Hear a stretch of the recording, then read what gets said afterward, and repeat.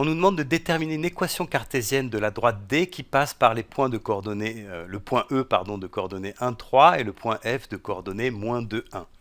Alors pour faire ça, je vais prendre un point M du plan qui a pour coordonnées X, Y, et je vais dire que ce point-là, il appartient à la droite D, si et seulement si, eh bien si et seulement si les vecteurs EM et EF sont colinéaires. Voilà. Et donc ça c'est vrai si et seulement si le déterminant des deux vecteurs EM et EF est égal à 0. On sait que si deux vecteurs sont colinéaires, leur déterminant est nul, et si leur déterminant est nul, alors ils sont colinéaires. Donc voilà, en fait maintenant je vais calculer les coordonnées du vecteur EF. Voilà. Donc EF, on voit bien que ça va être un vecteur directeur de ma droite. Alors EF c'est moins 2, moins 1, c'est-à-dire moins 3, et puis 1, moins 3, c'est-à-dire moins 2. Et puis maintenant je vais exprimer les coordonnées du vecteur EM en fonction de x. Donc c'est x moins 1, x moins 1, et puis ça c'est son abscisse, et puis son ordonnée c'est y, l'ordonnée de m, moins l'ordonnée de e, donc y moins 3. Alors maintenant, je vais calculer le déterminant de EM et EF. Donc le déterminant de EM et EF, je vais le calculer en fonction de ces coordonnées-là, et je sais qu'il doit être égal à 0.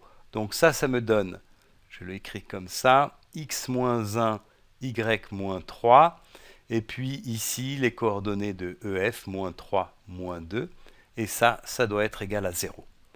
Maintenant je vais faire les calculs, alors j'ai ici moins 2 fois x moins 1, ensuite moins 3, moins 3 fois y moins 3. Alors moins 3 ça fait plus 3 fois y moins 3, et ça c'est égal à 0.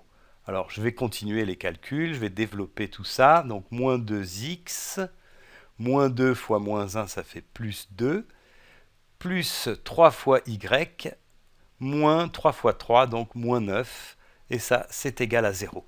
Alors je vais simplifier maintenant, moins 2x, ça c'est bon, plus 3y ici, et puis moins 9 plus 2, ça fait moins 7, égale 0.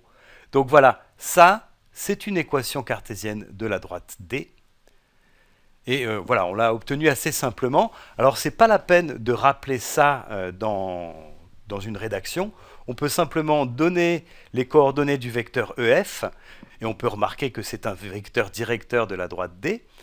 Ensuite, on calcule les coordonnées du vecteur EM en fonction de x, avec un point de coordonnées, un point M de coordonnées x, y, et on utilise le fait que le déterminant de ces deux vecteurs-là est égal à 0, et on obtient l'équation cartésienne. Voilà, alors ça c'est important, et en fait on peut utiliser exactement la même technique si on nous demande de déterminer une équation cartésienne dont on connaît un vecteur directeur et un point par lequel elle passe.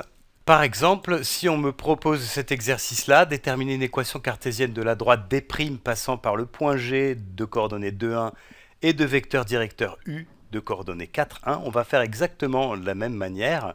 En fait, on va dire que on va prendre un point M de coordonnées x, y, et on va dire que le vecteur gm et le vecteur u doivent être colinéaires. Voilà, si le vecteur gm et le vecteur u ont la même direction, eh bien, ça veut dire que le point M appartient à la droite D', et donc on fait exactement le même raisonnement. Ça veut dire que on sait que le déterminant de GMU est égal à 0, et donc on peut exprimer les coordonnées de GM en fonction de x et de y, et puis faire ces calculs-là, et on arrive aussi à une équation de cette forme-là, donc une équation cartésienne. Alors dans une autre vidéo, je vais proposer une autre méthode qui fait appel au cours, donc voilà, il faudra la regarder.